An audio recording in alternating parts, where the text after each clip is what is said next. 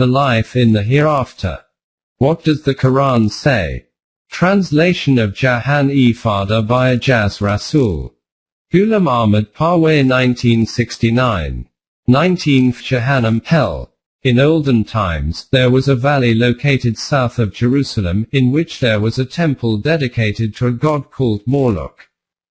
There, human beings were burnt alive as a sacrifice to this deity. In Hebrew, a valley is called G, and the person after whom this valley was named was called Hannam. Therefore, this valley in which human beings were burnt and sacrificed was called Jahannam, or Jahannam. From this context, Jahannam means a place where humanity is sacrificed. The Quran has used this word in this context. According to the Quran, the purpose of human life is that after development of the human self to live a pleasant life both in this world and after this. In the life of the hereafter to be enabled to develop in the further evolutionary stages of life. The life in which this aim is achieved will be called the life of paradise, in this world as well as in the hereafter. Contrary to this, the life in which development of the human self stops and as a result his life's achievements remain barren, that is a life of Jahannam or hell. For the development of the human self the following is necessary. Opening parenthesis. 1. The physical needs of his life are met without any worry and are met with great respect and dignity. 2. Man, apart from the confines of the permanent values, is completely free in every respect. He should breed in an environment of respect for human worth and dignity and be brought up in valleys where he receives the respect he is due. There, none should be a slave of another human being, nor be dependent on another, nor should he have any fear or grief. Such a society will be called paradise. Contrary to the above, a society in which any human being is a slave. In any form. Where humanity is humiliated and disrespected, and human beings are at the mercy of other fellow human beings to meet their basic needs and as a result are humiliated and ridiculed. Where there is no regard for the permanent values and the divine laws are rebelled against, such a society will be called Jahannam. As far as the state of Jahannam in the next life is concerned, the Quran has explained this metaphorically, and this could not be explained in another way because man at his present level of consciousness cannot visualize that life's details which is beyond the perception of the physical life of this world. The Quran informs us that those people in this life who have reached that level of consciousness, so that when they are presented with wrong and right can differentiate between the two. But despite this do not leave their wrong path to follow the right path, will be among those who will be left behind in the progressive journey of life. In this life they do not realize this loss, as they consider the immediate material gains and conveniences to be the purpose of life, and when they achieve these material benefits, they consider themselves successful. But when in the next life the veils over their eyes are lifted, and they see clearly that in the race of life, by lagging behind in this way, what a great loss it is to them. Due to this sense of loss, the inner turmoil and grief which will overwhelm them is called the punishment of Jahannam. And because there is no opportunity for compensation of this loss there, because according to the law of evolution the species which does not evolve forward and instead stops at one place can then never progress forward. Therefore this internal burning in their hearts will be permanent and their inner turmoil will be everlasting. The criterion for differentiating between right and wrong is provided by the revelation. Till the time of the Quran, this criterion used to come to other people through the messengers of Allah. But with the departure of the last messenger of Allah, the continuity of messengerhood ended.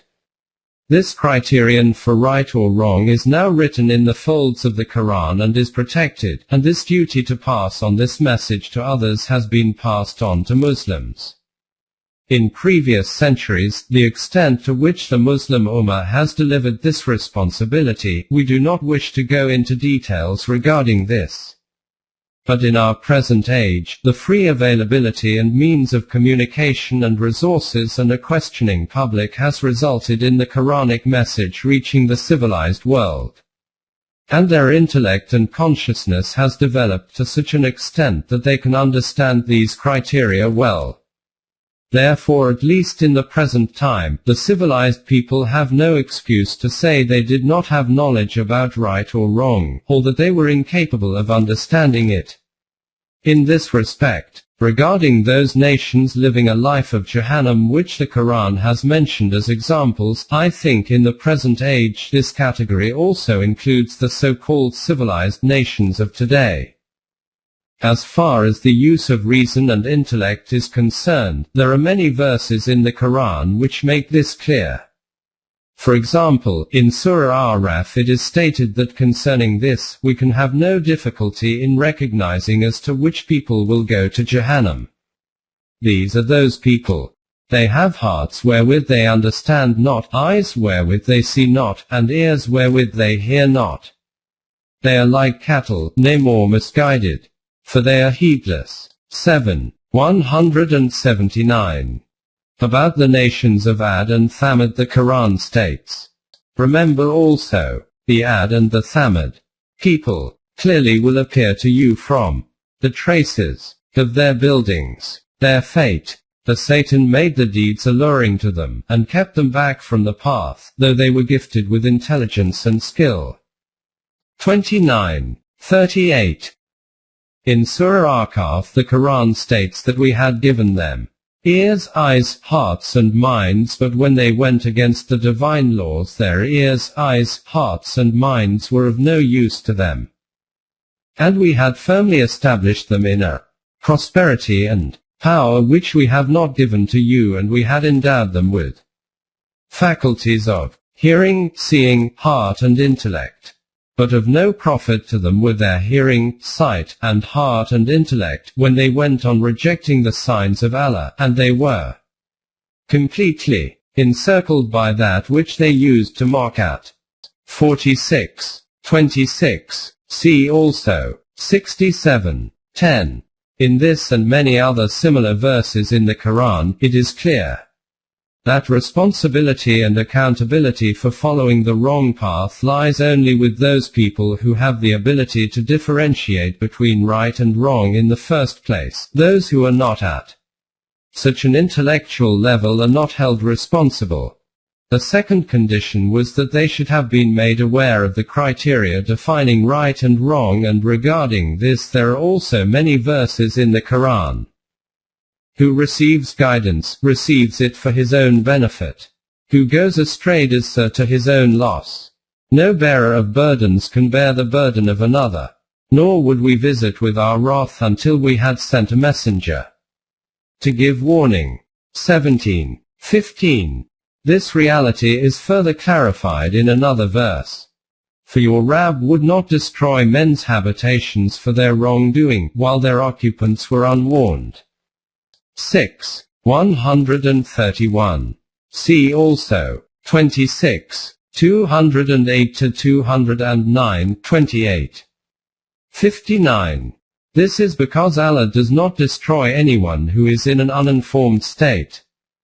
Doing this is injustice. In Surah Momin it is stated that the guardians of hell will ask the occupants of hell whether they did not have messengers come to them with clear messages, and they will say, yes. 40:50. See also 67:8-9.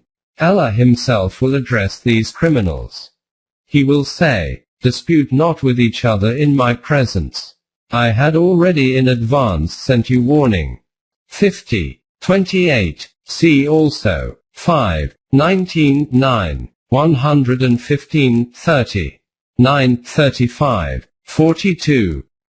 From these facts, it is clear that to establish a crime the two criteria which must be met prior to declaring anyone a criminal is knowledge about the law, and the ability to understand it. In reality only those deeds leave an imprint on the human self which are knowingly and deliberately carried out by us through the use of our intellect and reasoning. Therefore, hell is the name of those effects on the human self which are the consequences of wrong deeds. For those individuals who have neither intellect nor intelligence and do not have the choice or responsibility to make decisions, for them the question of hell or paradise does not arise. The question of responsibility and intention only arises when the criteria for right and wrong are made clear to man. That is why the Quran has categorically stated, "Let there be no compulsion in deen." Truth stands out clear from wrong. Whoever rejects evil and have iman in Allah has grasped the most trustworthy handhold that never breaks. And Allah hears and knows all things. 256. This is why the right and wrong paths have been made clear.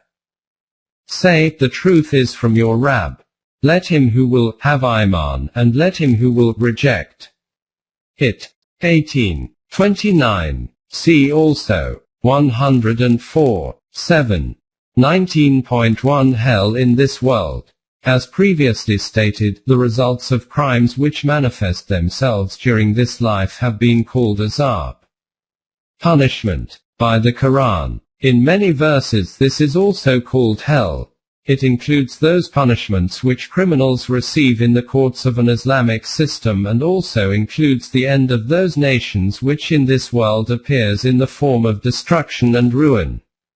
This destruction and ruin can come to a nation at the hands of its own people or via a clash with other nations. 19.2 Hell created through the hands of leaders.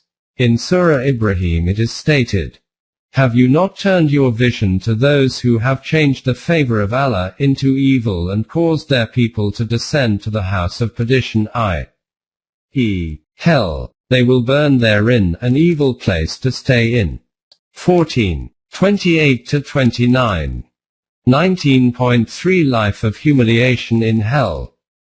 Nations which do not use intellect and reasoning about the universe and as a result do not make use of the natural resources, pass a life of humiliation and deprivation. This life is called a hell of fire.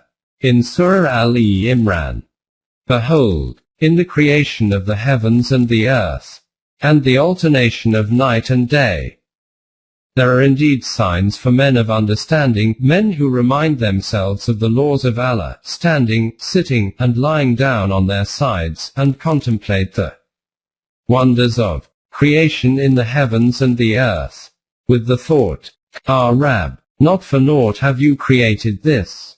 Glory to you. Give us protection from the penalty of the fire, Our Rabb. Any whom you do admit to the fire, truly you have covered with shame, and never will wrongdoers find any helpers." 3. 190-192. Even after exploiting the natural resources, if nations go against the permanent values, then inequities will develop in their societies and they suffer the consequences of this crime. This punishment manifests itself to them in the form of humiliation and degradation. 10. 27. 19.4 Cowardice and absence of perseverance create hell. Shirk means that man either recognizes the forces of nature as superior to him and bows to them, or considers other men superior to him and becomes subservient to them. In Surah Al-Imran, it is stated that people with such a mentality are extremely cowardly. In their hearts is the fear of others. 3. 151. And in this way their abode becomes hell. 19.5 Subjugation is also hell.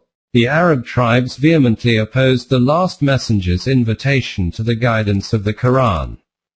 They tried their best to hinder the establishment of an Islamic system in every known way possible, but the Quran has declared in plain terms, "At length they will be overcome, and the unbelievers will be gathered together to hell."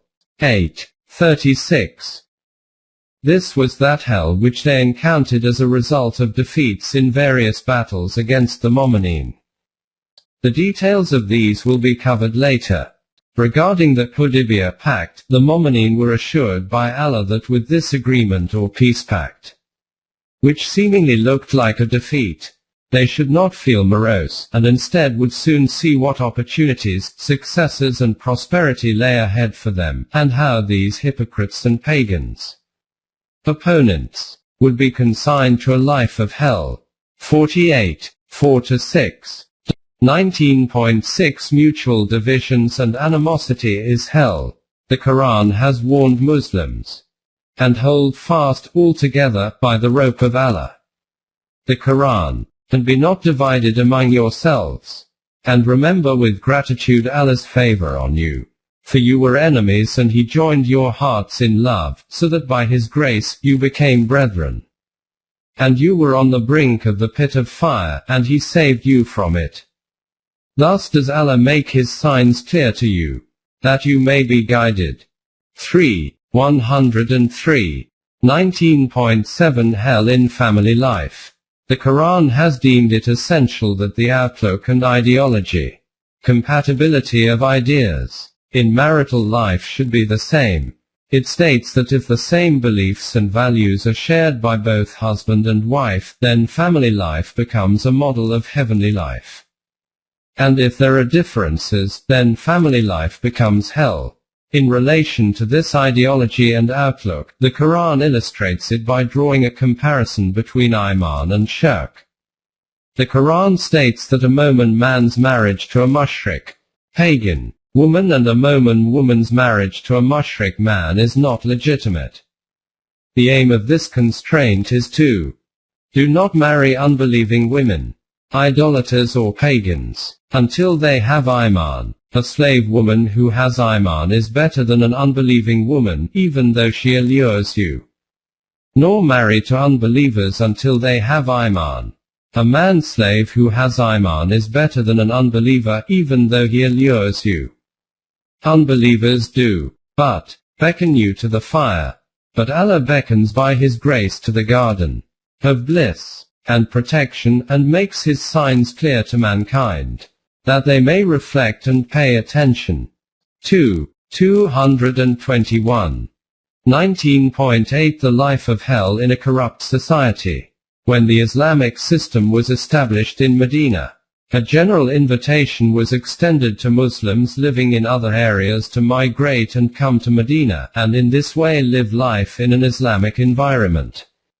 In this connection, the Quran states that those people who have the ability and means to migrate and do not do so and remain resolved to live in a non-Islamic society, these are those people whose abode is in hell both in this life and in the hereafter. When angels take the lives of those who die in sin against their souls, they say, "In what plight were you?" They reply, "Weak and oppressed were we in the earth." They say, "Was not the earth of Allah spacious enough for you to move yourselves away from evil?" Such men will find their abode in hell. What an evil refuge. 4. 97. Except those who are really weak and oppressed, men, women, and children, who have no means in their power, nor a guidepost to their way. 4. 98. 19.9 The punishment for crimes is defined as hell. When the Islamic system is established, those who rebel against the permanent values will be punished via the Islamic justice system. The Quran calls this punishment hell in this life also. But this life of hell does not end here, for them will be hell in the hereafter also. Regarding this, the hell that the Quran refers to can therefore be applied to both lives. In Surah Mujadila, in relation to the hypocrites, it is said that they do not desist from conspiracies and intrigues against the Islamic system. And then regarding themselves, they deceive themselves by saying that if this system is based on truth, then why do we not get punished for our wrongdoings? In reply, the Quran states, "Why does not Allah punish us for our words? Enough for them is hell. In it will they burn, and evil is that destination." 58. 8. It is clear that this hell could also mean that punishment which they received through the hands of the Islamic system. In Surah Nisa it is stated that whichever individual deliberately murders a mu'min, his punishment is hell and Allah's condemnation and severe chastisement. It is obvious that this punishment of hell includes the punishment in this life. If a man kills a believer, mu'min, intentionally, his recompense is hell, to abide therein forever. And the wrath and the curse of Allah are upon him, and a dreadful penalty is prepared for him.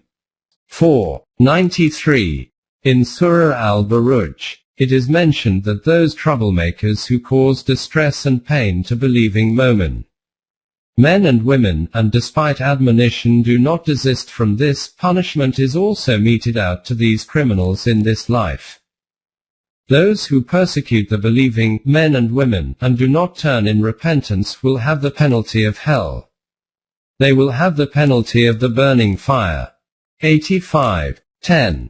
In another verse, truly, if the hypocrites, and those in whose hearts is a disease, and those who stir up sedition in the city, desist not, we shall certainly stir you up against them. Then will they not be able to stay in it as your neighbors for any length of time. They shall have a curse on them. Whenever they are found, they shall be seized and slain. 33:60-61. There were many backward tribes which operated under the messenger Solomon, and regarding these it is said that among them, whosoever rebelled against the divine laws was punished. 34:12. In another place, such criminals are punished by being chained and locked up in dark cells.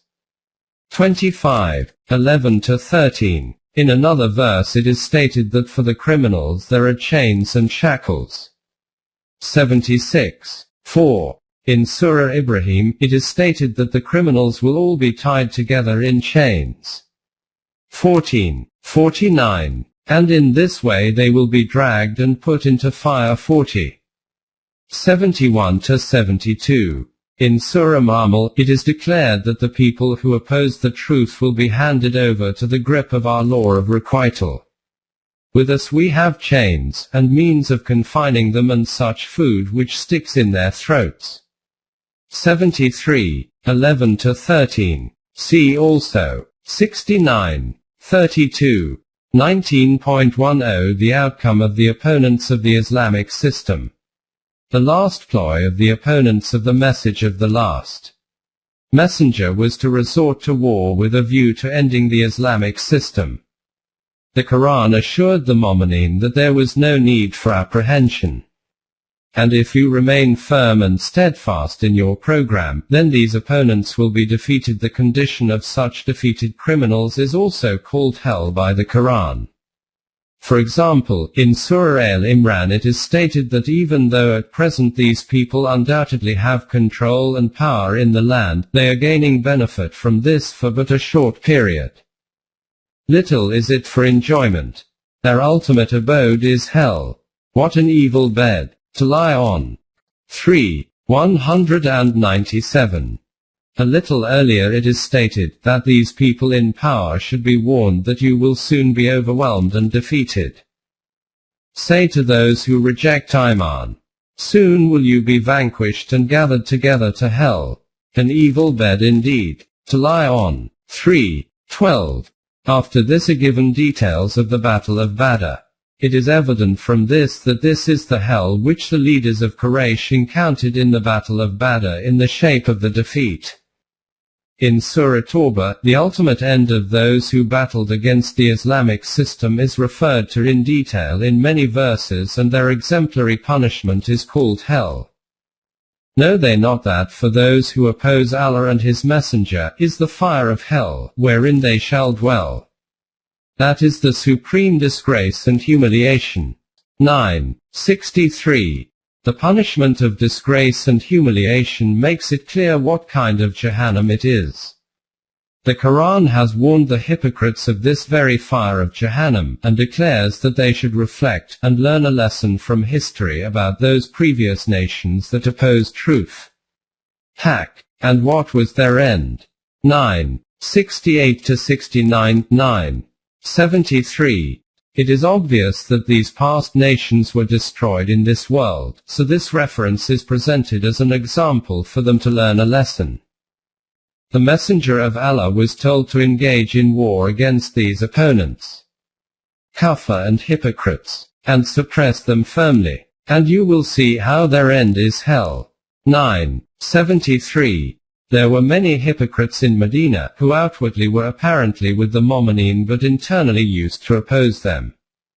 During the times of war their hypocrisy used to be exposed. They did not give support to the Muslim armies and instead used to make all sorts of excuses. Regarding this, the Mu'mineen were advised by the Quran to ignore them for the time being, but ultimately they will be punished for this and they will be consigned to hell. 9. 95. That punishment was that the Islamic system was established and these hypocrites were destroyed and vanished. In Surah Anfal various aspects of the Battle of Badr are mentioned in great detail. In one place, after smiting the necks of their opponents in the battlefield, it is stated that these opponents faced these consequences because they vehemently opposed the establishment of the Islamic system. Now they should taste this punishment and thus see the truth unveiled in front of their eyes. Those who oppose haq, truth, will face the penalty of fire. 8. 13 to 14. In connection with these battles, regarding the way in which the opponents spent wealth and resources, the Quran points this out and says that when they are defeated and overwhelmed then they will have immense regret for wasting so much of their wealth unnecessarily. The unbelievers spent their wealth to hinder others and themselves from the path of Allah, and so will they continue to spend. But in the end they will have only regrets and sighs. At length they will be overcome, and the unbelievers will be gathered together to hell. 8. 36. In Surah Qamar it states that these people say that in order to oppose haq we have established a common front, and who can defeat us? Say to them, you will see how your great army will flee with their backs turned from the battlefield. That revolution about which you are being warned will soon arrive. It will then become evident how the criminals are held accountable and punished. At that time they will be dragged into the fire and will be told to taste it. 54. 44 to 48. In Surah Tarim all these details are summarized in one verse. O Messenger, strive hard against the unbelievers and the hypocrites, and be firm against them. Their abode is hell, an evil refuge. Indeed. 66. 9. In Surah Tawbah, regarding this hell it is stated that it is encompassing them from all directions and they cannot escape it. 9. 49. The pages of history are a witness how in a short time this truth became evident for all to see.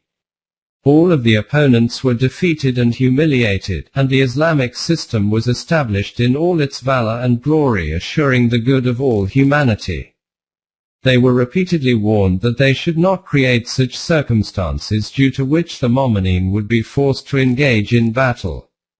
But they were intoxicated in their power and were wont to ridicule these warnings and say, why do you give us empty threats? Why do you not bring on this destruction with which you are always trying to make us fearful? In reply, it was said, alas, would that they knew that when the destruction comes, they will seek refuge from its flames in vain. At this time their eyes are veiled with self-deception so they cannot see this destruction, but they are not hidden from it, and it is encompassing them from all directions. 21. 39, 82. 16 and 9. 49. The severest blow of the Islamic system is against the religious clergy and the capitalist junta, because due to it their vested interests and exploitation ceases. Therefore the most vehement opposition to the establishment of this system comes from these two lobbies, who serve as the vanguards of the political system. And after the Islamic system is established, these people are the foremost ones to be consigned to hell. This is the reason why the Quran declares regarding the religious clergy that they do not allow truth and reality to be shown and made clear to people, and in this way they earn their living. But they should know. Those who conceal Allah's revelations in the book, and purchase for them a miserable profit, they fill their bellies with naught but fire. 174. These are the same words to describe those who eat up the property of orphans. 4:10. In Surah Tawbah, the capitalists are lumped together with the religious clergy. O you who have Iman! There are indeed many among the priests and anchorites, who in falsehood devour the substance of men and hinder them from the way of Allah. And there are those who bury gold and silver and spend it not in the way of Allah. Announce unto them a most grievous penalty, on the day when heat will be produced out of that wealth, in the fire of hell, and with it will be branded their foreheads, their flanks, and their backs. This is the treasure, which you buried for yourselves. Taste you, then, the treasures you buried. 9:34-35. A few verses later the Mu'mineen are addressed and asked to come out and fight against this system of lies and exploitation. If you do not do this, then Allah will bring another nation in place of you which will eliminate this inhuman system created by the capitalists and the religious clergy. 9:38-39. But if a nation after establishing a system of truth, then gives it up and establishes of its own accord a system based on political dictatorship, religious clergy and the capitalist system, which it had once upon a time eliminated, Allah says regarding such a nation that it will be subjected to the punishment of hell, and in this punishment of theirs, there will be no decrease, nor will they be given any respite. 2:86. This is that punishment of hell to which we have been subjected for centuries. But self-deception is such that we are imprisoned in a belief that hell is for those others who are kafir, and it is not for us. 19.11 Jahannam is the name of the inner human state. The Quran has called human beings fuel of the fire of hell. Then fear the fire whose fuel is men and stones, which is prepared for those who reject Iman. 2:24. See also 3:10-21, 98-66. 6. In another verse the Quran states that they kindle this fire themselves, stoke it and then burn themselves in it. But those who swerve, do not do justice, they are but fuel for hellfire. 72:15. It is the fire of the wrath of Allah kindled to a blaze, the which does mount right to the hearts. 104. 6-7. A mosque is a place of gathering in an Islamic system, therefore its control should lie only with the governing authority of the system. But in Medina at the time of the last messenger, some people built another mosque with a view to creating dissension and conflict within the community of Muslims. This action of theirs was considered so dangerous, that Allah himself made the messenger aware of it, and said, do not put a single step in this mosque. According to history, the last messenger had this mosque dismantled, and as a consequence this conspiracy of these people was made futile. The Quran sums it up. And there are those who put up a mosque by way of mischief and infidelity, to disunite the Mu'mineen, and in preparation for one who warred against Allah and his messenger aforetime. They will indeed swear that their intention is nothing but good. But Allah does declare that they are certainly liars. 9:107. Never stand you forth therein. There is a mosque whose foundation was laid from the first day on piety. It is more worthy of the standing forth therein. In it are men who love to be purified. And Allah loves those who make themselves pure. 9:108. The Quran has described the inner state of those who built this second mosque. The foundation of those who so build is never free from suspicion and shakiness in their hearts, until their hearts are cut to pieces. And Allah is all-knowing, wise. 9. 110. As previously written, those people whose consciousness in this life is in a state of awareness, but they have not developed their self, they will have a profound realization in the life after death that they are left behind in the evolutionary process of further development. The awakening of this realization, but the deprivation of being able to move to a higher stage of life, is described by the Quran in the following verse. Therein shall he neither die nor live. 20. 74. See also, 87. 13. Death will come to him from every quarter, yet will he not die. 14. 17-18. They will screech and wail and implore for death. They will be told, even if you beg 1,000 times over for death, it cannot come to finish you off. 25. 13-14. Neither will the penalty be such that they die, nor will it be reduced. But those who reject Allah, for them will be the fire of hell. No term shall be determined for them, so they should die, nor shall its penalty be lightened for them. 35. 36. The one who denied truth will say with intense anguish, woe unto me, would that I were mere dust. 78. 40. We have already written that man's every deed leaves imprints on his self continuously. Wrong deeds will have negative effects and constructive deeds will have positive effects.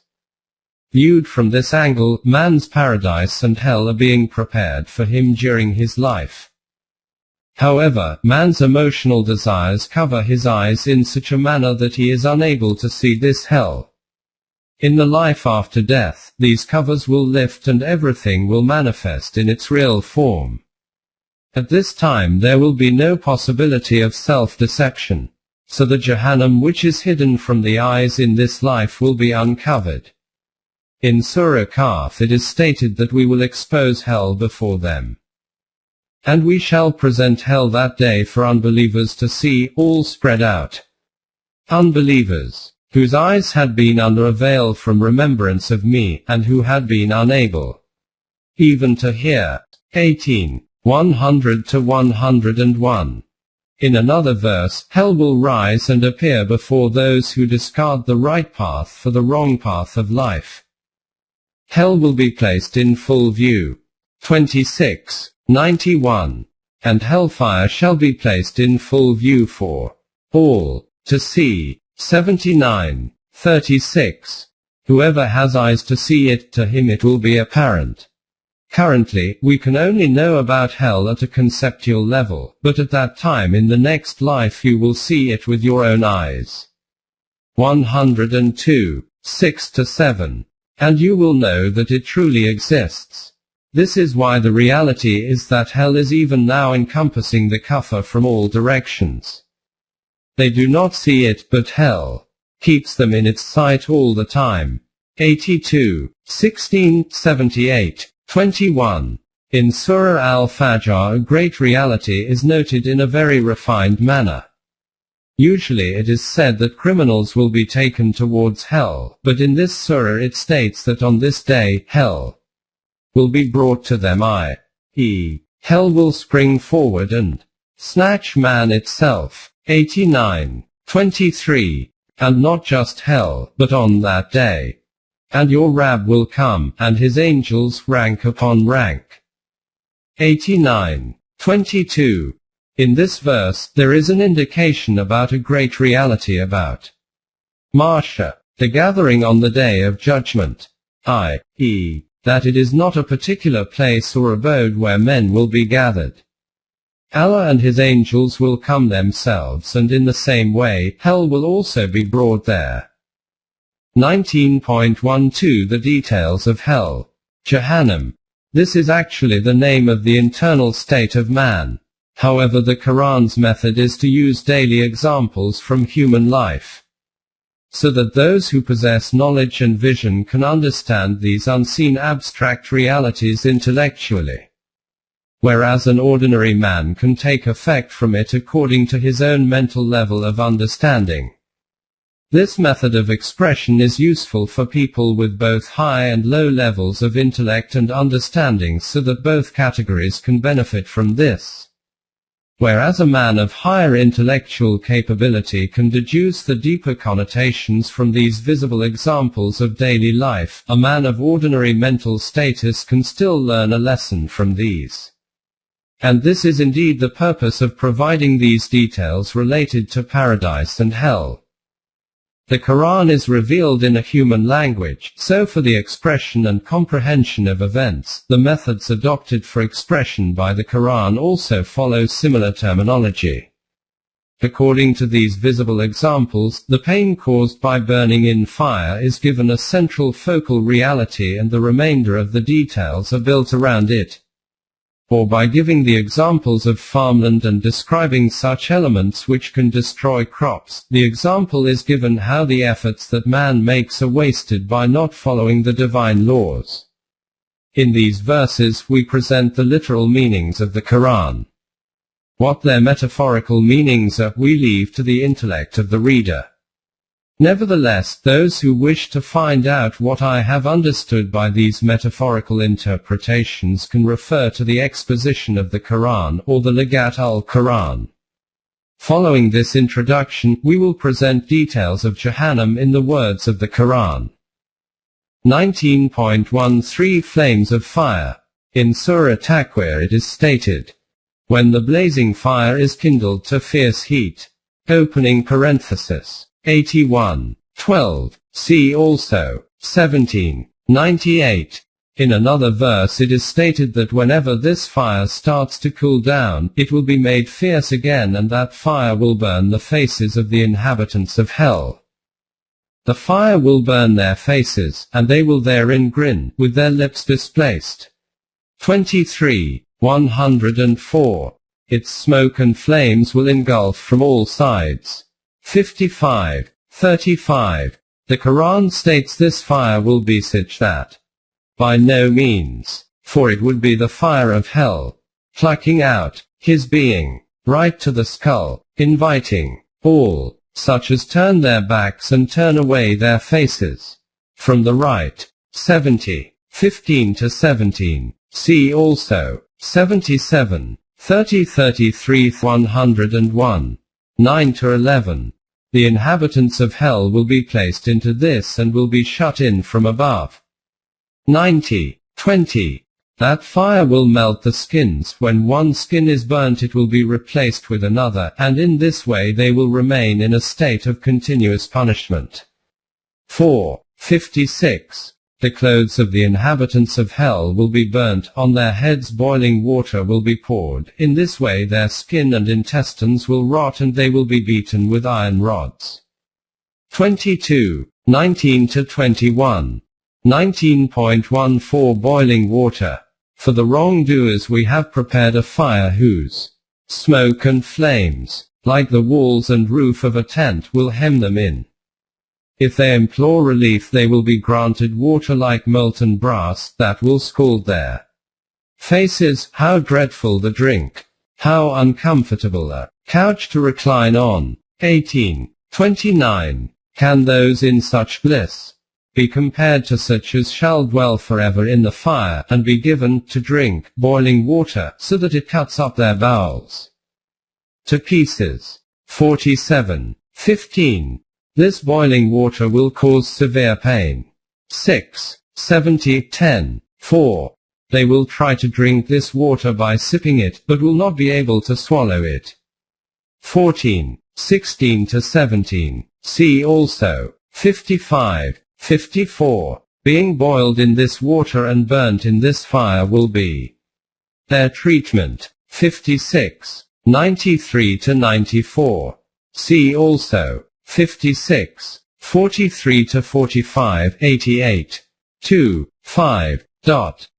In some verses, examples about farming in relation to very hot or very cold water are also mentioned.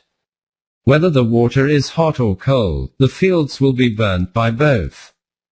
This is why along with very hot water, freezing water is also a punishment of hell. 38, 57, 78. 25. 19.15 For eating Shajrat al-Zakum. Bitter and unpleasant. Such water for drinking and Shajrat al-Zakum for eating. This usually refers to a cactus, but in Arabic, this term is used for every bitter and unpleasant thing. In Surah al-Safat it is stated, "For it is a tree that springs out of the bottom of hell. The shoots of its fruit stalks are like the heads of cobra. Truly they will eat thereof and fill their bellies therewith. Then on top of that they will be given a mixture made of boiling water. Then shall their return be to the blazing fire." 37, 64-68. In Surah al-Dukhan, "Verily the tree of Zakum will be the food of the sinful. Like molten brass, it will boil in their insides, like the boiling of scalding water. Seize him and drag him into the blazing fire, then pour over his head the penalty of boiling water. Taste, you truly thought, were mighty and full of honor." 44, 43-46. They will try to swallow it but it will get stuck in their throats. 73, 13. What will be that food? This will be such thorns and bushes which are considered waste and thrown away. They will somehow swallow it but it will neither satisfy their appetite nor will it provide energy to the body. 88, 6-7. This is the metaphorical food of hell. 19.16 Like a prison. As previously stated, the image of hell has been drawn as if it is a horrible prison, in which prisoners are recognized by the numbers allotted to each. Similarly, the criminals in hell will be recognized by their foreheads. 55, 41. They will be dragged by the hair of their foreheads and by their feet. 55, 41. Shackles will be put around their necks and chains on their feet. 40, 71-72, 69. 31-32, 76. 4. Being chained like this they will be locked in dark cells. 25, 13. And they will be beaten with big iron rods. 22, 21. 19.17 Guardians of Hell. Just like prison, hell will also have security guards who will be terrifying and strict. 66, 6. There will not be one but many. 74, 30-31. The inhabitants of hell will request these guards as to whether there can be a reduction made in their punishments. They will reply, "What, did messengers not come to you who warned you that if you do not leave your wrong path you will find yourself in a severe punishment?" The inhabitants will say, "Yes, they did come but we did not listen to them." 40, 50, 67, 8-9. The head guard of hell will be called Malik, Master. The inhabitants, being fed up with the hardships of punishment, will say to him, "Can you ask Allah that he finishes this drudgery of ours, so that we can gain freedom from this punishment?" 43, 77. He, Malik, will say, "Death cannot come here, you will have to stay here dragging your heels." This is the highest level of hopelessness. 19.18 Humiliating punishment. Alongside these punishments, the inhabitants will also face humiliation. They will come towards hell in a state with eyes cast down, looking furtively from side to side. 42, 45. If they resist taking a step forward, then they will be dragged into hell by their faces. 25, 34. Just as being a prisoner is in itself extremely degrading, in the same way entering into hell is also the cause of thousands of mortifications. 3. 192, 40. 60. This is why it is called the hell of humiliating punishment. 45, 9, 39, 40. 19.19 The various doors of hell. Depending on the types of crimes, the doors of entry to hell will be different, but hell will remain one. 1544. It will have different doors, and for every door criminals will be allocated. It will be said to these criminals, enter into hell through your apportioned doors. 16, 29, 39, 72, 40, 76. 19.20 Howling and shrieking. Having been gripped in this punishment, they will howl and shriek in such a way that it will not be possible to hear in hell. 21, 100. Being fed up there, they will plead for death, but death will not hear their cries. 25, 13 to 14. Hell itself seeing them will become enraged, and there will be a horrendous noise within it. 67, 7. The capacity of hell will be so massive that when it is asked, are you full yet, it will say. One day we will ask hell, are you filled to the full? It will say, are there any more to come? 50, 30. 19.21 Prayers for protection from this punishment of hell. This is the metaphorical explanation of the punishment of hell from which no one, not even the last messenger, can save another. Is, then, one against whom the decree of punishment is justly due equal to one who eschews evil? Would you, then, deliver one who is in the fire? 39, 19. This is why the Momineen were told to take heed and save themselves and their kin from the fire of hell. This is why at every moment the prayer of these Momineen is, and protect us from the torment of the fire. 2, 201. See also 3, 16, 3, 20, 25, 65. Since the balance of righteous deeds of the Momineen will be heavy, they will be protected from it. 3, 185, 19. 71 to 72, 39, 61, 44, 56, 52, 18. They will be kept so far from hell that they will not hear a rustle from it. 21, 101 to 102. Therefore the belief that criminals will be made to enter hell, and once they have done their time for the punishments of their crimes, they will then be transferred into paradise, is against the Quran. The one who deserves paradise due to his deeds is never ever sent to hell. The details of this will be made clear further ahead. 19.22 Who deserves Jahannam? Now we face the question as to who those people are who deserve to go to hell, or which are the crimes which result in the fire of hell. This is a very important question which the Quran has answered in great detail, so that every individual becomes aware without any doubt as to which type of deeds will make him deserve hell, so that he can avoid such deeds. If these details are not provided in the Quran, divine laws, then the accused cannot be held responsible for his deeds. In the Quran, in various verses, there is mention of those actual deeds whose consequences are the punishment of hell. But mostly mention is made of the categories of human beings who will be consigned to hell. This is similar to stating as in a constitution, that death is a punishment of treason, or likewise can be stated as those who commit treason will be killed. 19.23 Man's freedom to choose and responsibility. The fundamental difference between man and the other creations, which includes all living creatures in the universe, is that man has been given the freedom to choose and responsibility, whereas the other creations do not possess this ability.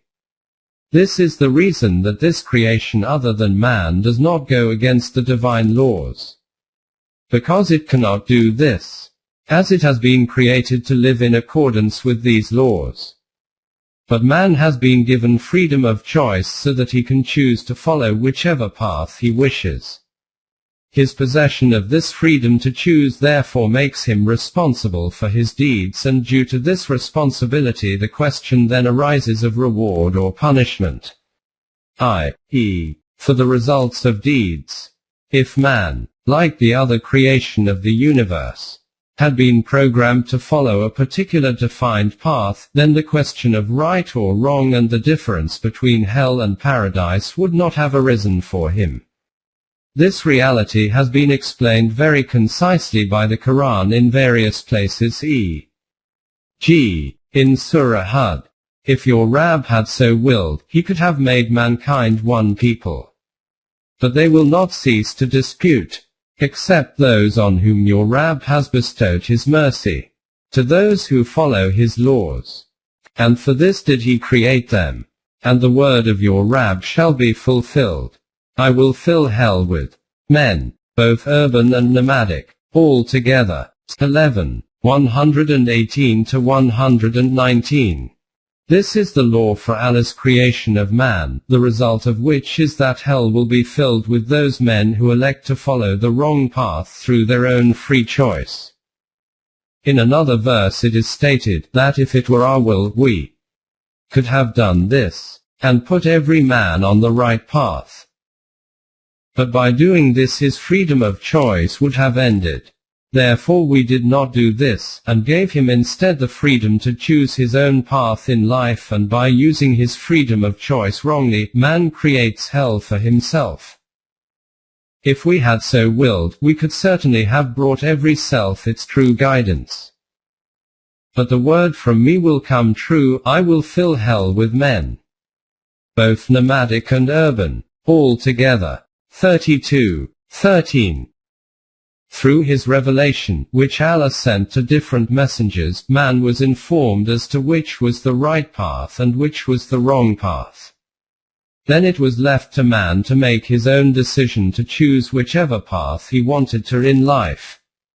This is why the last messenger was told, "Verily we have sent you in truth as a bearer of glad tidings and a warner. But of you no question shall be asked of the companions of the blazing fire." 2, 119. In the world of philosophy there exists such a concept according to which human nature is evil, and this is why man goes towards the wrong path. This doctrine in reality derives from the Christian belief that every human child is born with the original sin of his first parents, Adam and Eve, and enters this world with the burden of this sin on his back. And he cannot get rid of this blot of sin except by believing in the kafara, atonement, of Christ. Whatever may be the belief or doctrine, both conclude that man does not have the ability to save himself from the wrong path. This means that man, like other creations of the universe, is created pre-programmed. And also that man is thus obliged to follow the wrong path. The Quran has completely contradicted this false concept. The Quran has stated that man has been given certain inherent potentials and it is up to him how he utilizes these potentials. When he uses them wrongly it is called Iblisi Tariq, following the devil. But man is not helpless in this path, he can control and overcome it. The Quran has, using the allegory of Iblis and Adam, exposed this fact in various verses, and in every place regarding this challenge by Iblis that I will put the children of Adam on the path of Iblis, the path of the devil, declared with great clarity. As for my servants, no authority you will have over them. 17:65. However, those who decide to follow you of their own accord, hell will be filled with them. 38:85-15, 43. The Quran states that Iblis cannot misguide those who decide to follow the permanent values. Therefore hell is for those who by exercising their own choice deliberately opt for the path of evil. If a man's intention and decision is not involved in an act, then responsibility for that action cannot be imposed on him. If one does not have any responsibility for a task, then the question of punishment or reward will not arise. 19.24 Those who do not make use of their intellect and reasoning. An insane person cannot be held accountable for any of his actions, because if one does not even have the ability to think and understand, he cannot be held answerable for any of his actions.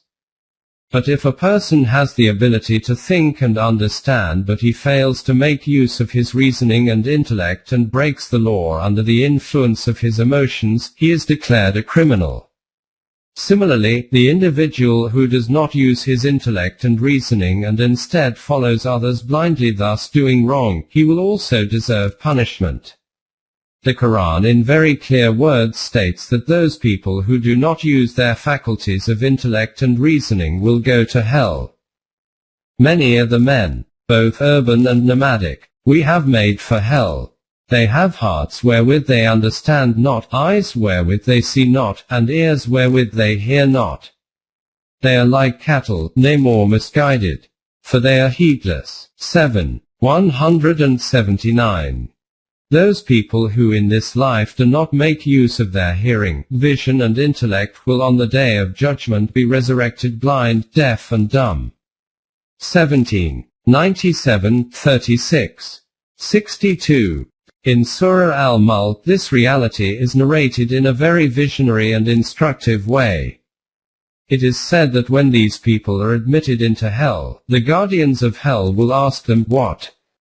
Did the messengers of Allah not come to you, who could have informed you of the right and wrong paths by drawing a line of demarcation between them?" They will say, "Yes, they did come," and will then be asked, "So what happened that you have landed in hell?" And the reply will be, "Had we but listened or used our intelligence, we should not now be among the companions of the blazing fire." 67. 10. So hell is the abode of those who, despite having the ability of intellect and reasoning, do not make use of it. Those people are also included in this category who blindly follow the political leaders and religious clergy. In Surah Azab, it is stated, "And they would say, Our Rabb, we obeyed our chiefs and our great ones, and they misled us as to the right path." 33. 67. They will say that since these leaders turned us from the right path, they should be given double punishment, firstly, because of being misguided themselves, and secondly because they misguided others. 33. 68. In Surah Al-Safat, regarding the denizens of hell, it states that these are the people who with head down, ran along whichever wrong path they saw their forefathers following, without stopping to use their own intellect and reasoning. 37. 69-70. Therefore, hell is the abode of those who do not use their intellect and reasoning, either due to the influence of emotions resulting from their vested interests they keep following the wrong paths, or they follow in the footsteps of their forefathers by blindly following their religious leaders. This is indeed the other name of following emotive desires, because blind devotion is the product of human emotions and not of intellect and reasoning. The Quran demands that everyone in the light of the revelation using their intellect and reasoning should select their own paths themselves. This so-called religious leadership which, in the words of the Quran, in order to get worldly benefits has created a kind of trade union, will itself land in hell. Then how can those who follow them go to paradise? 19.25 Those who follow their emotions. The right approach for man is to keep his emotions under the direction and control of his intellect and to make use of this intellect and reasoning in the light of the divine revelation i.e., the Quran. But regarding those people whose aim of life is to satisfy their emotions and desires, there can be no doubt as to their being of hell. The Quran has called man's rebellious emotive desires or that intellect which follows the influence of emotive desires as shaitan or Iblis, so-called devil. According to the Quran, those who follow shaitan or Iblis belong to hell. In the story of Iblis and Adam, Iblis is warned, "If any of them follow you, hell will I fill with you all." 7. 18. See also 15. 43:22, 3-4, 38, 59. In this category are also included those people who, when they are told to follow what the Quran has revealed, say no, we will follow the path of what our forefathers did.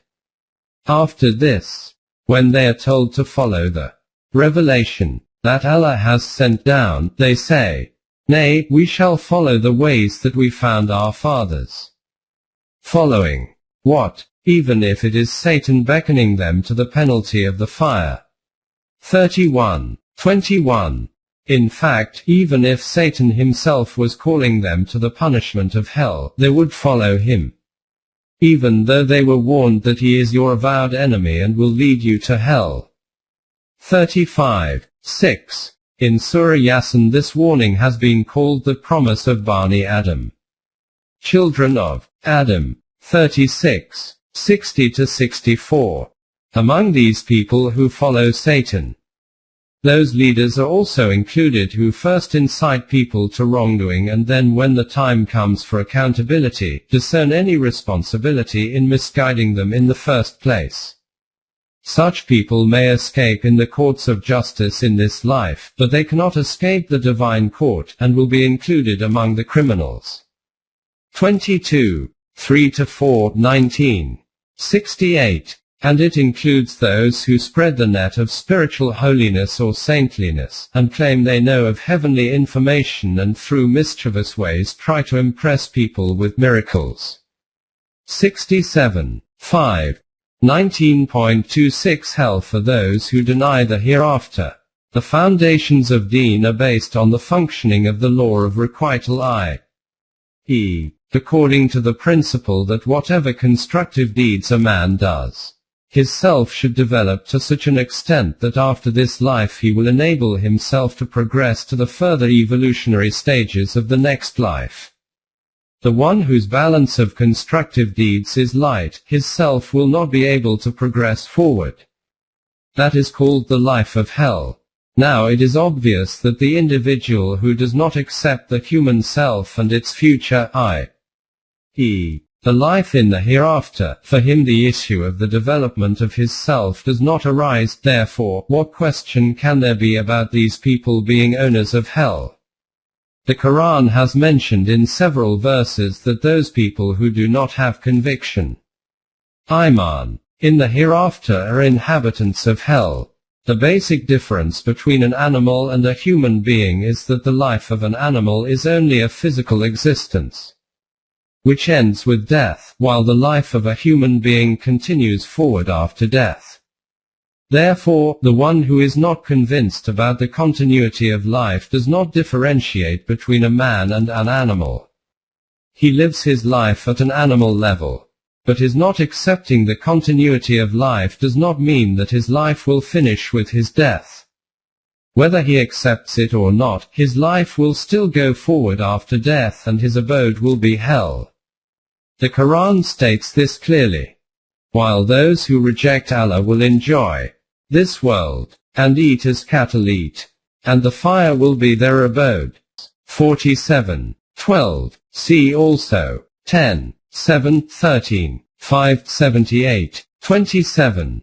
Since in this life the results of human endeavors are according to the physical laws, there is no difference therefore in the results between those who have Iman in the hereafter and those who do not. Both get results in proportion to their opportunities and efforts. However, those who do not have Iman in the hereafter do not have a share in anything good in the next life. Whatever the level of prosperity and success in this life, in comparison with the next life it is trifling indeed, because the life of this world is short while the evolutionary phases or stages of the next life are countless. This is the reason the Quran declares that that which deserves to be called life indeed, is the next one. What is the life of this world but amusement and play? But verily the home in the hereafter, that is life indeed, if they but knew. 29:64. See also 2:126, 3:197. Therefore, for the one who does not have a share in the good of the hereafter, what doubt can there be of his being in hell? In Surah Bani Israel, it is stated that those who work for the immediate benefits in this life as the aim of their life, they achieve these, but after this their end is in hell. 17, 18, 11, 15 to 16, and 39. 8. In Surah Al-Kahf it is stated that these people will ask in the hereafter as to why they are being deprived of the pleasantries and conveniences of that life. They will be informed, "You received your good things in the life of the world, and you took your pleasure out of them." 46, 21.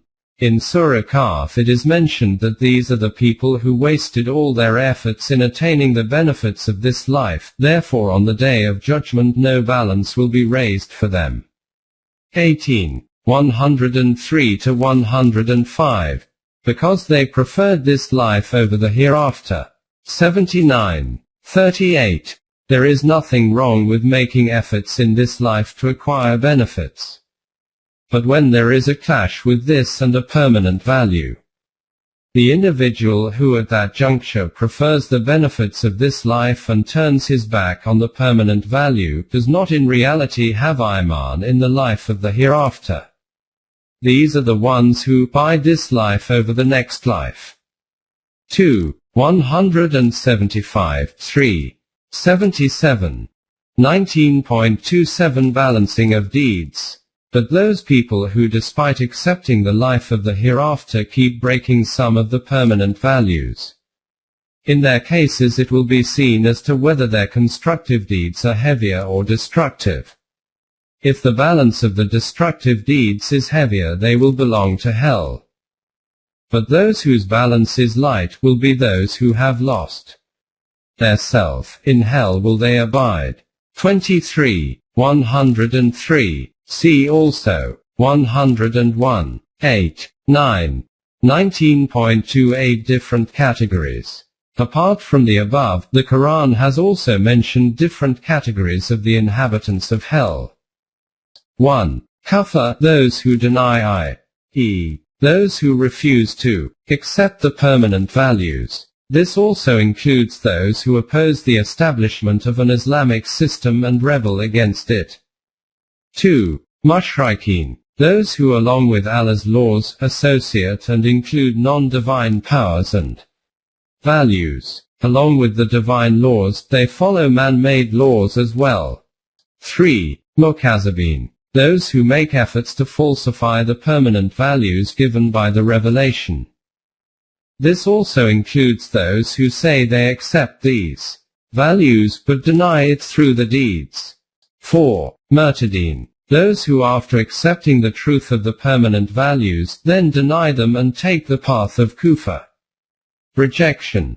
There remains no difference between them and the kafir, even those people are included among them who despite calling themselves Muslims, in some matters obey the kafir. 47, 25. 5. Munafiqeen, hypocrites, those who in their hearts do not accept the truth but because it suits them, due to the benefits associated with the system, include themselves among the mu'mineen. 6. Mujrimeen, criminals, those who disobey the divine laws and transgress against these. They are also called zalimeen, fasiqeen, and fujjar. Those who avoid or sidestep these values are also included in this category. In the Quran there are many verses about these groups, in which it is stated that these are among the inhabitants of hell. Due to paucity of space, it is not possible to note down all the verses here, therefore a few will be quoted to illustrate this. But in relation to crimes, more details will be provided as to their nature and importance, so that we can assess our own situation as to which crimes we are committing. 19.29 Hell for Kafirin, those who deny. In Surah Bani Israel it is stated, "And we have made hell a prison for those who reject." Kafirin. 17, 8. This is that hell about which you were warned. 36, 64. In Surah Fatir it is stated that those who practice kufr will enter into fire. 35. 36. The Quran has clearly stated what the constituents of Iman, conviction, are, and the denial of these is called kufr. Regarding Iman, it is stated in Surah Al-Baqarah. But it is righteousness to have Iman in Allah, and the last day, and the angels, Malaika, and the book, and the messengers. 2. 177. In another verse, any who denies Allah, His angels, Malaika, His books, His messenger, and the day of judgment, has gone far, far astray. 4. 136. It has also been made clear about Iman, that it does not mean that whatever concept one wishes to have one can keep about Allah, the books, messengers, angels and the hereafter, and that this will be accepted as Iman. Absolutely not. The Quran states in very clear terms that it must be in line with that which is revealed in the Quran. So if they have Iman as you have, they are indeed on the right path. 2. 137. If these people have Iman the way you, the last messenger, have believed, then it will be accepted that they are on the right path, otherwise not. This is why the Quran does not accept even the people of the book, Jews and Christians, etc. as mu'min. For Iman, a basic condition is to believe what has been revealed to the last messenger, i.e., the Quran, and have Iman in the revelation sent down to Muhammad. 47. 2. 19.30 Hell for Mushrikeen. Those who associate other values with the Quran. In Surah Kahf, it is stated, who set up another god beside Allah, throw him into a severe penalty. 50. 26. Those who consider other sovereigns besides Allah as sovereign will be consigned to severe punishment in hell, and are declared to be mushrikeen. 9. 17. To make it clear, mushrik are not only those who worship idols, but includes whoever follows man-made laws along with the divine laws, those noted in the Quran. They do shirk. Even the ones who create sects in Deen are also mushrik. 30. 31. About the Christians, the Quran has clearly stated that those who call Jesus as Son of God or believe in Trinity, they commit kufr and also shirk. For them paradise is haram, forbidden, and their abode is hell. 5. 72-73. The Quran includes all people of the book, along with kafir and mushrikeen, in this category. 98. 6. Shirk is the greatest crime from whose destructive effects there is no protection. One who joins other gods with Allah has strayed far, far away from the right path. 4. 116. It is clear that all those who follow and practice pagan customs and traditions are also included in the mushrikeen and will also earn hell. 4. 117-121. If shirk is such a heinous crime, then for those who consider themselves as God in this world, there is no doubt in their being denizens of hell. 21. 29. They will be in hell and the devotees as well. 21. 98. 19.31 Hell for Mukazzibin. Those who falsify the truth. In Surah Tur it is stated that on this day there will be great destruction for the Mukazzibin, and it will be said, this is that fire of hell which you used to deny or falsify.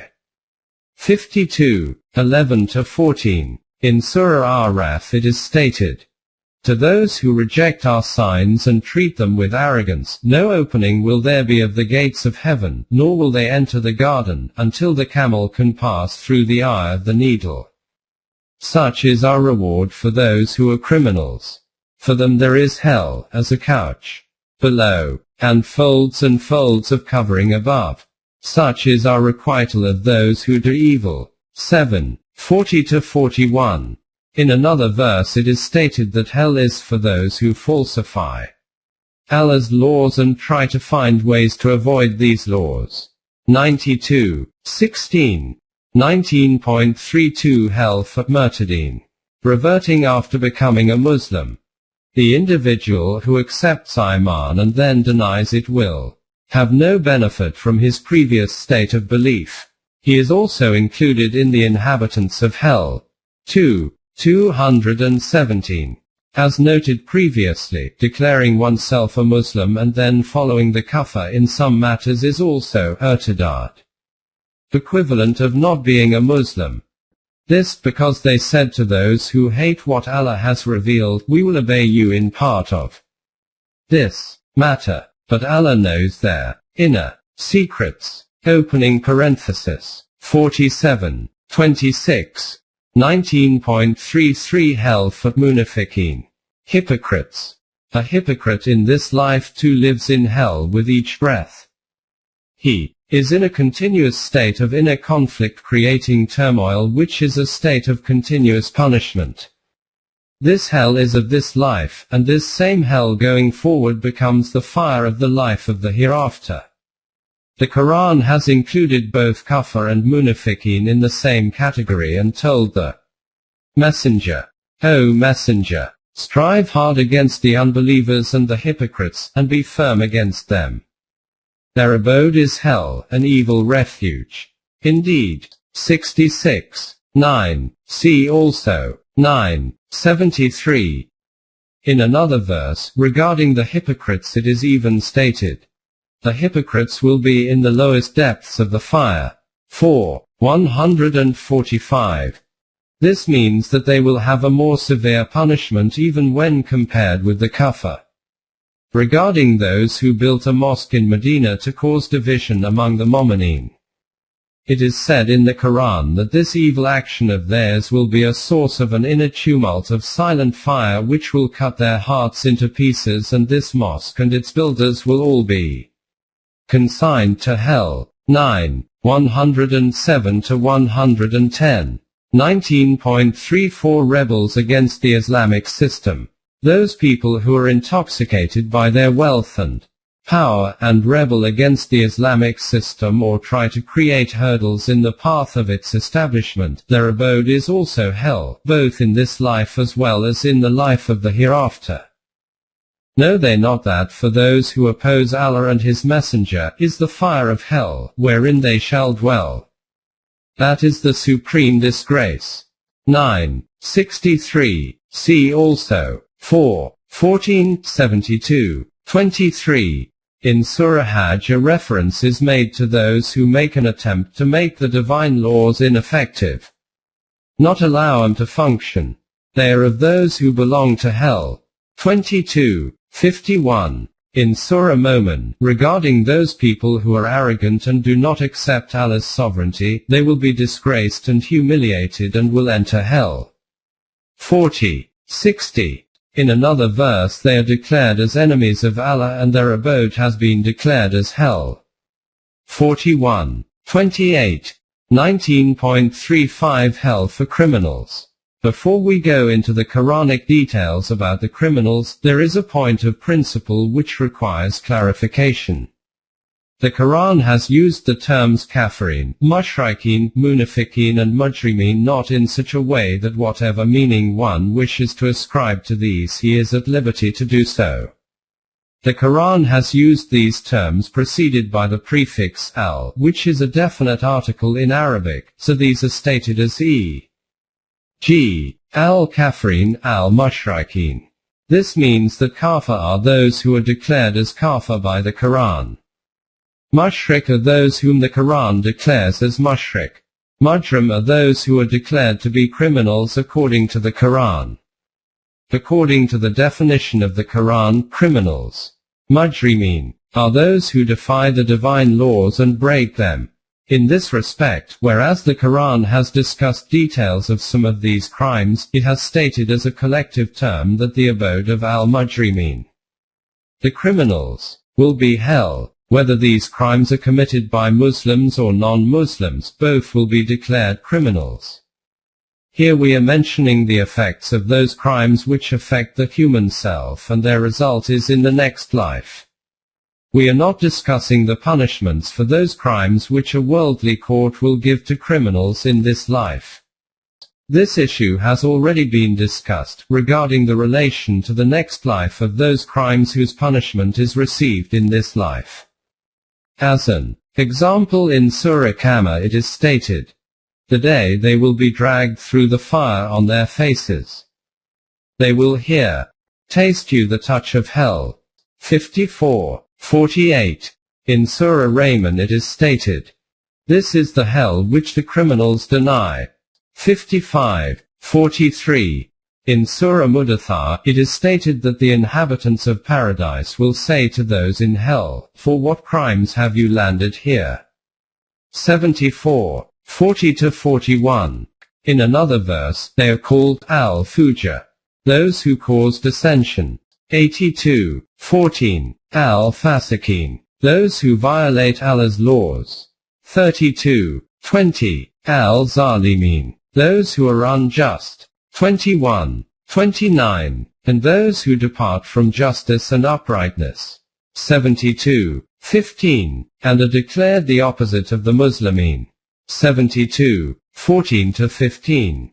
19.36 Details of some crimes. 1. Those who hide the conveniences of life which are bestowed from Allah. Those who spend in wrong places and hold back wealth. Those who transgress all bounds. The ones who doubt the truth of the divine laws, they will be in the grip of a severe punishment of hell. 50:24-26. 2. The religious scholars and priests, who misappropriate others' earnings and due to their vested interests become a hurdle and prevent others from being guided to the path of Allah. 9:34. 3. Those who hoard wealth only for their own benefit, and do not spend it for the good of mankind, will earn a severe punishment of hell. 9:34-35-70. 18-21. The Quran states, "Who piles up wealth and lays it by, thinking that his wealth would make him last forever. By no means. He will be sure to be thrown into that which breaks to pieces, and what will explain to you that which breaks to pieces? It is the fire of the wrath of Allah kindled to a blaze, the fire which does mount right to the hearts. It shall be made into a vault over them in columns outstretched." 104, 2-9. This is the type of hell which is a consequence of the capitalist system in this life as well in the hereafter. 4. Those who keep Allah's deen as revealed in the Quran secret, or sell it as part of their business. 2. 174-175. 5. Those who eat up others' earnings by illegal means. 4. 29-30. It is important to remember that all those ways which the Quran has not declared as allowed are illegitimate. In this, those people who engulf the possessions of orphans are especially included. 4:10. 6. Those who earn a profit on the capital only, this could be earning interest on loans extended to others, earning extra money on money, or investing money to get so-called profit, or in any other form. This is called riba by the Quran. The consequence of such a system and practices is hell in this life and in the hereafter. 2. 275-3. 130-131. 7. Those who do not make arrangements for the sustenance of those whose running business has stopped or they are no longer able to work. Those who talk a lot but practically do nothing for the welfare of others. These are the ones who, despite being so-called Muslim, i.e., observing their prayers, are in fact not Muslim. Those who follow the divine laws. 74, 41-45. People who block sources of sustenance by sitting on them like a cobra, and think by just saying empty prayers that they have become Muslim. For them destruction awaits in hell. 107, 4-7. The real musclin are those in whose wealth and resources there is a known part for every deprived and needy person, and who have a right to this. 70. 22-25. 8. The one who does not respect those who are left alone in society, and does not encourage others to make arrangements for the sustenance of the deprived and poor. The one who receives wealth and resources through inheritance and considers himself the sole owner of it. The one who on the basis of the power of his capital, establishes such a system through which the earnings of others' toil and sweat from all four directions accumulates and makes its way to him. 89. 17-20. 9. If a correct Islamic system has been established in some place, then it is important that all those who live in a non-Islamic system should migrate to this place to spend their life under this system. If people have the means to do so and despite this, do not and sit satisfied in a non-Islamic system, their abode is hell. 4. 97-98. 10. Those who argue against deen without knowledge and reason and without reference to the Quran. 22. 8-9. 11. Those who consider the divine laws to be a joke, that is, not taking them seriously. 18. 106. Saying that the realities of the Quran are but the tales of the ancients. 83. 13-16. For those who find an excuse to escape from the permanent values, this is called al-had. 41. 40. For those who mock about Allah. 3. 181. 12. Those who refer false things to Allah. 16. 62. 13. Those who do not respond to the call of the Islamic system in the name of some duty or assignment. 13. 10. Or behave arrogantly against the permanent values. 40. 60. Those who turn their backs and run away from the battlefield. 8. 15-16. 14. The one who kills a mu'min deliberately.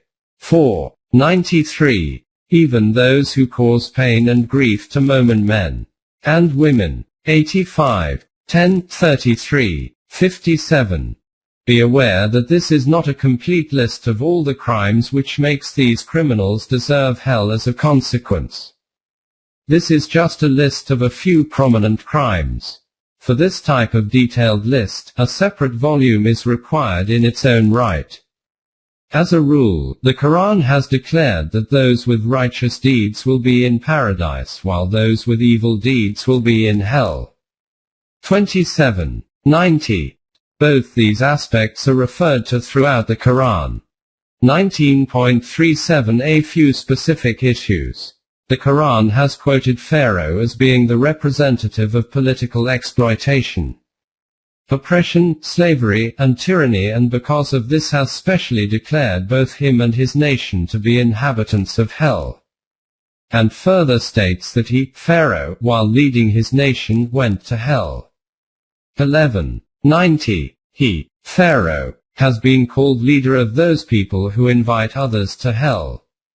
28. 41. And it is stated that they are in a continuous state of hell. 40. 41, 40, 46. At the time of the last messenger, the staunchest opponent of the establishment of the Islamic system, the guardian of Kaaba and a very great capitalist, was his uncle Abu Lahab. The Quran mentions the defeat of his plots and specifically mentions the consignment of both him and the companion in his plotting, his wife, as being consigned to hell. 111. 1-5. Similarly, the wives of the messengers Noah and Lot are mentioned in the Quran. The purpose of mentioning them is to relate that if the wife of a messenger does not have Iman in his message, then her being the wife of a messenger will be of no use to her. She will be in hell herself. 66. 10. In the divine balance, the weight is of deeds, not of who is related to whom, nor who is a friend of whom. 37. 51-55. The Jews believed that paradise was made exclusively for them, the Bani Israel. These people would go to hell only for a few days due to the going against the Sabbath in the past. The Quran has rejected this belief and declared that belonging to any party, group, generation, family, caste, creed, etc. is of no consequence. Whoever commits evil deeds and is engulfed by their results will find himself in hell. 2:81. Regardless of which lineage he may be. 3:24. And whether he belongs to the urban population, Inns, or is from nomadic tribes of the desert. Jinn. 41:25. 19.38 Mutual arguments in hell between leaders and their followers. This question that the cause for the destruction of a nation is its leaders or the people who follow these leaders and provide them with strength, has great significance in sociology. The Quran has referred to this aspect in a very interesting and striking manner as mutual arguments which take place between the leaders and their followers in hell. This has already been referred to in chapter 16. It has been considered necessary to add further details here. In Surah Ibrahim it is stated that the leaders of a nation who are unappreciative of Allah's favors and do not utilize the resources properly end up taking the caravan of their people to that market where they cannot find any buyer for their produce, and this is a punishment of hell. 14:28-29. But the Quran does not absolve the people of a nation of their responsibility. It says, "Who told you to close your eyes and keep following behind others, had you made use of your intellect and reasoning, and not followed the path of destruction behind them? These leaders had no power of their own. You became the tool of their power and thus they created havoc and destruction in the world, so both they and you deserve hell." When a nation faces destruction, the people do not remain protected from its effects. This is the focal point of these exchanges, which are presented by the Quran in a metaphorical way. All these leaders include politicians, capitalists and religious leaders. In Surah Saba it states, "The unbelievers say, we shall neither believe in this scripture nor in any that came before it. Could you but see when the wrongdoers will be made to stand before their Rabb, throwing back the word of blame on one another. Those who had been despised will say to the arrogant ones, had it not been for you, we should certainly have been mu'minin." The arrogant ones will say to those who had been despised, "Was it we who kept you back from guidance after it reached you? Nay, rather, it was you who transgressed." Those who had been despised will say to the arrogant ones, "Nay, it was a plot of yours, by day and by night. Behold, you ordered us to be ungrateful to Allah and to attribute equals to Him." They will declare repentance when they see the penalty. "We shall put yokes on the necks of the unbelievers.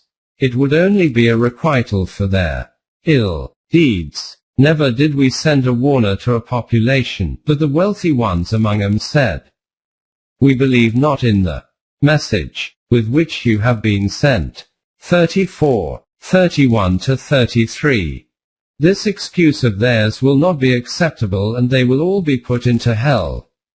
In another verse it is stated, "And they will turn to one another, and question one another. They will say, it was you who used to come to us from the right hand of power and authority." They will reply, "Nay, you yourselves had no iman, nor had we any authority over you. Nay, it was you who were a people in obstinate rebellion. So now has been proved true against us the word of our Rabb that we shall indeed have to taste the punishment of our crimes. We led you astray, for truly we were ourselves astray. Truly, that day, they will all share in the penalty." 37:27-33. In the next verse the Quran has declared them all equal as criminals. In Surah Momin, "Behold, they will dispute with each other in the fire. The weak ones will say to those who had been arrogant, we but followed you. Can you then take on yourselves from us some share of the fire? Those who had been arrogant will say, we are all in this fire. Truly Allah has judged between His servants. 47-48. In Surah Shu'ara, the leaders are called Iblis and their followers as the army of Iblis, and their mutual arguments are quoted while they are in hell. And the whole hosts of Iblis together, they will say there in their mutual bickering, by Allah, we were truly in an error manifest, when we held you as equals with the Rabb of the worlds. And our seducers were only those who were steeped in guilt. Now, then, we have none to intercede for us, nor a single friend to feel for us. Now if we only had a chance of return, we shall truly be of those who have Iman. 26, 95-102. In Surah Al-Baqarah, then would those who are followed clear themselves of those who follow them. They would see the penalty, and all relations between them would be cut off. And those who followed would say, if only we had one more chance, we would clear ourselves of them, as they have cleared themselves of us. Thus will Allah show them the fruits of the deeds as nothing but regrets, nor will there be a way for them out of the fire. 166-167. In another verse, the Quran states that when the punishment of hell will be announced to this people, they will say, O our sustainer, Rabb, where are those leaders, urban and rural, and religious priesthood of ours who have ruined us? Show them to us just once so that we can trample them underfoot and at least release some of the rage in our hearts.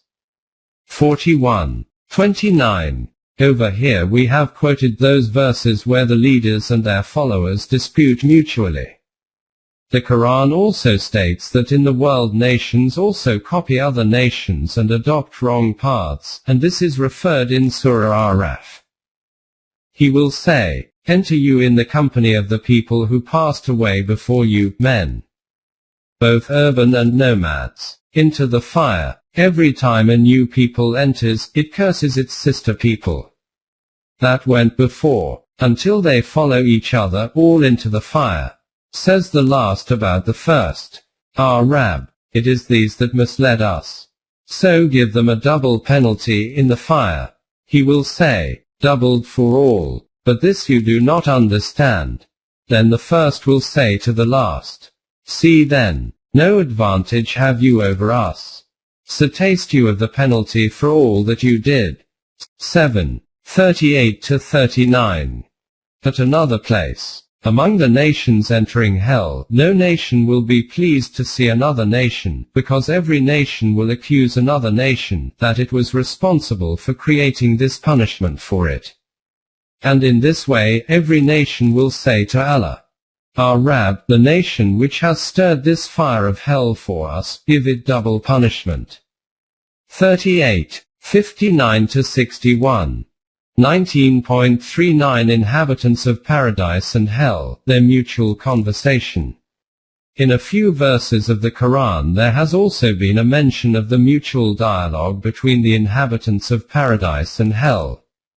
In Surah Araf it is stated, the companions of the Paradise will call out to the companions of the fire. We have indeed found the promises of our Rabb to us true. Have you also found your Rabb's promises true? They shall say, yes.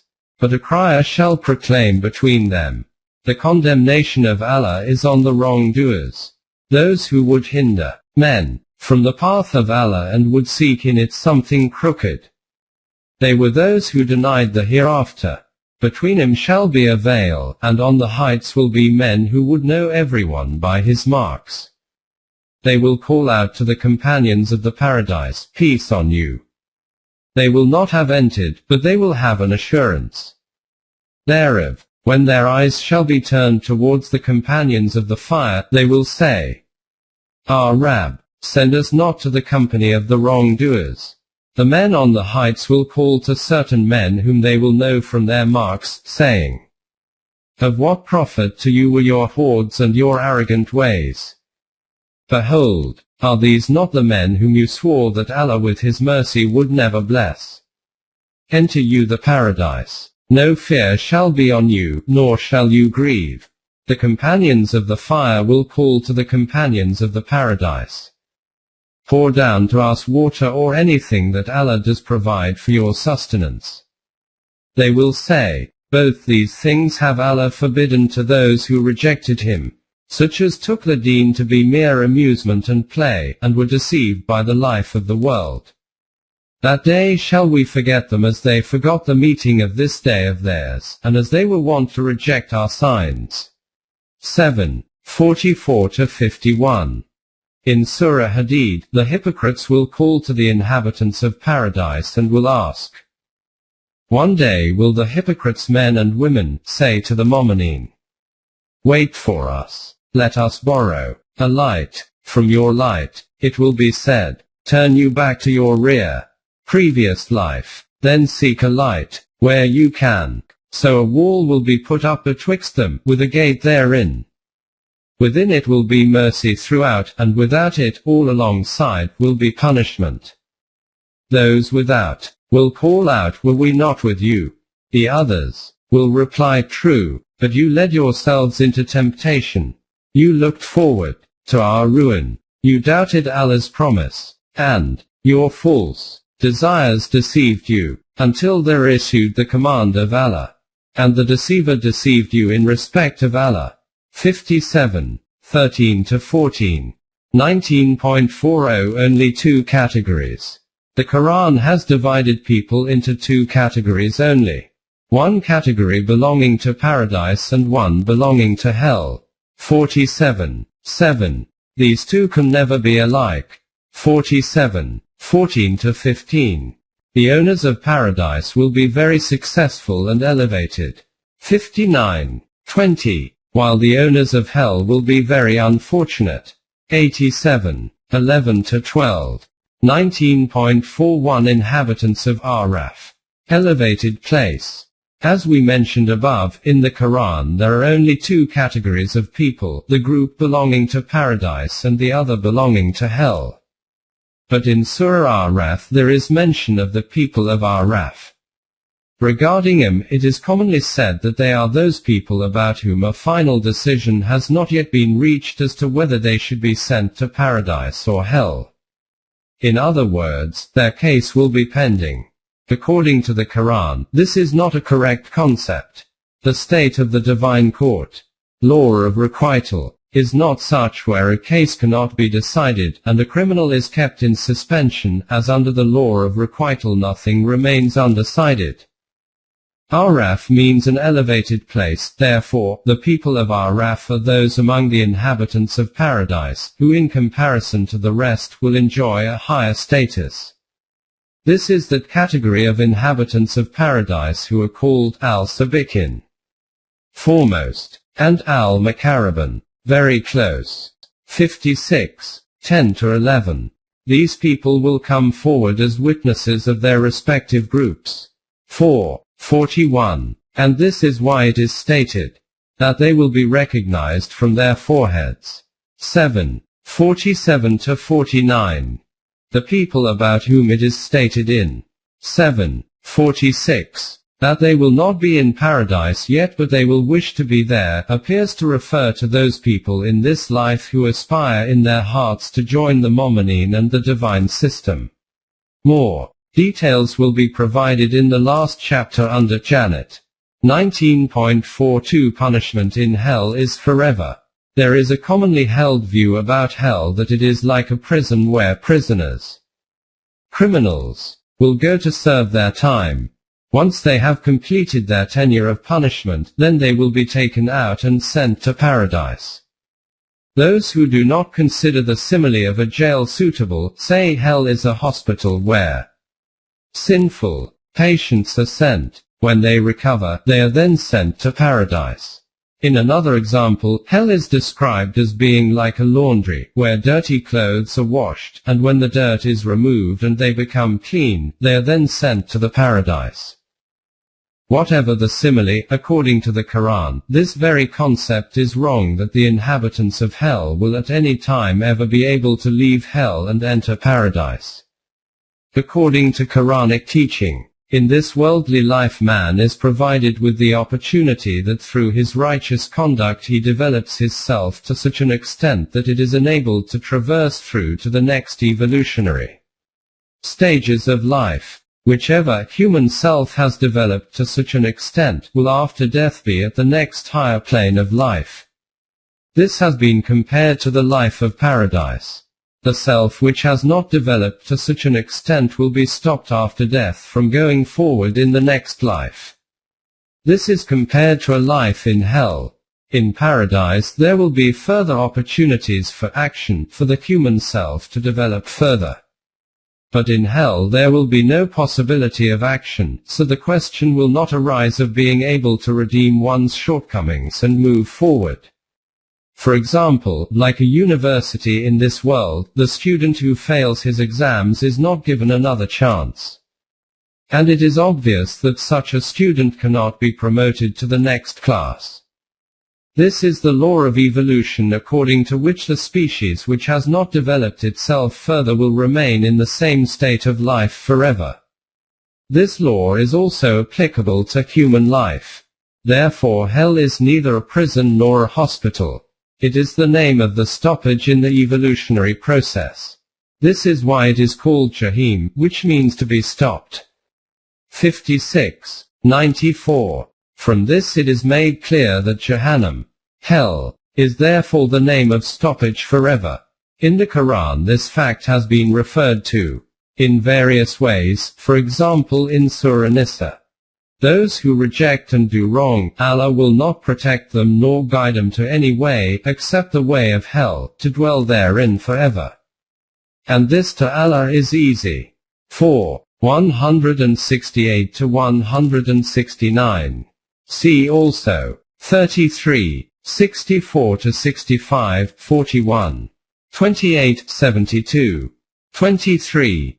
In Surah Furqan, hell is called such a punishment which sticks and never detaches. 25, 65. In other places it is also called a punishment which stays.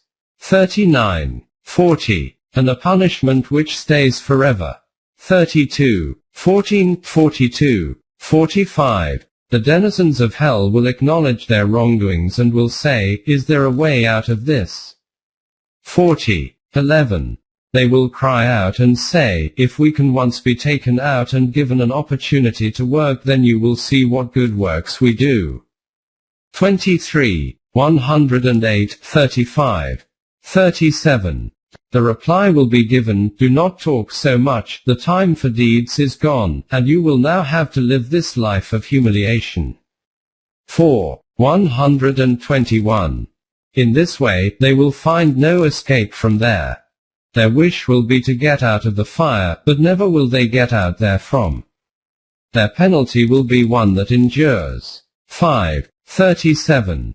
In Surah Hajj it is stated, every time they wish to get away therefrom, from anguish, they will be forced back therein, and it will be said, taste you the penalty of burning. 22. 22. See also 32, 167, 2. 20. Leaving aside being able to get out of hell, there will not even be a reduction in the punishment. Nowise will the punishment be lightened for them, and in despair will they be there overwhelmed. Opening parenthesis. 43, 75. See also 40, 49. In this way, hopelessness will engulf them forever. This unending hopelessness is a very severe punishment, and as this increases, the intensity of this punishment will increase as well.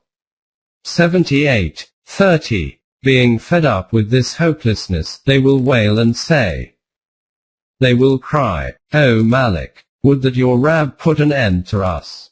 He will say, nay, but you will abide. 43, 77. The punishment of hell on one side, on seeing their record of deeds also they will say, would that death had finished us and we would not have had to see these days. 69. 27. In this way they will repeatedly call on death there, but they will not die. 25. 13-14. They will see death coming from all directions but they will not be able to die. 14. 17. 19.43 Abdiyat. Living forever. What does it mean? From these explanations it is evident that the punishment of hell is forever. Similarly, life in paradise is also denoted as being forever. Further details about paradise will be covered in the next chapter. The question is, what does forever mean? 1 Abdiyat, living forever, is the infinite existence of Allah which has no end. The concept of time in which there is no end or which has no beginning, we can never understand. Our mind with its limited understanding can only conceive of that period of time which is located between 2 points which have both a beginning and an end point. The concept of no beginning and no end regarding time is outside the scope of understanding of the human mind. This kind of no beginning and no end is applicable only to Allah, only for one Allah with whom none else can share. Other than that of Allah, this infinite existence for a non-divine entity will in any case come to an end at some point.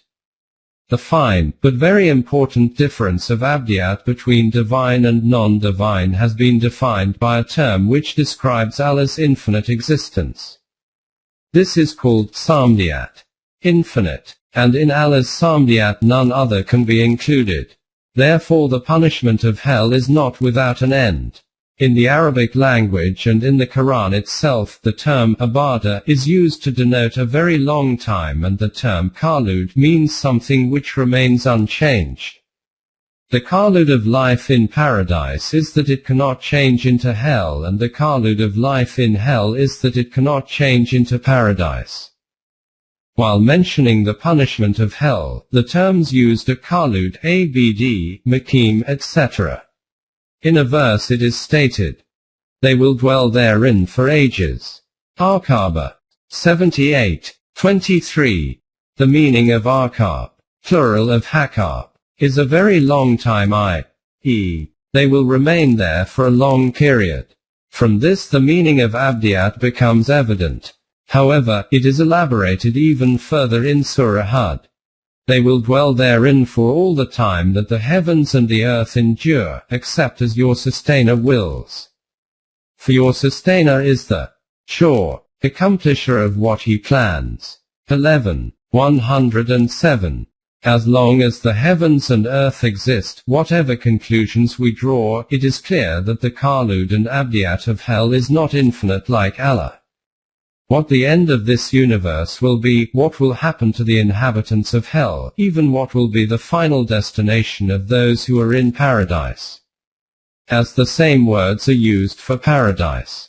11. 108. These are those questions which cannot be answered at the level of our present consciousness, nor can we understand them.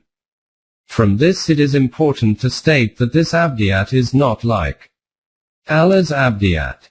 But for hell to remain for a very long time, its meaning is not that the inhabitants of hell will one day come out and move to paradise. As long as hell remains, the inhabitants will stay in it. 19.441 Great Reality. We have seen that the individual who has not done such deeds which can lead to the development of his self, he will live a life of hell. And in hell there will be no possibility that man can change his state. From this you can imagine that for the future of man how important the present life is. You can understand it as a student whose whole future depends on passing his exam, and this is the last chance to present himself in this exam.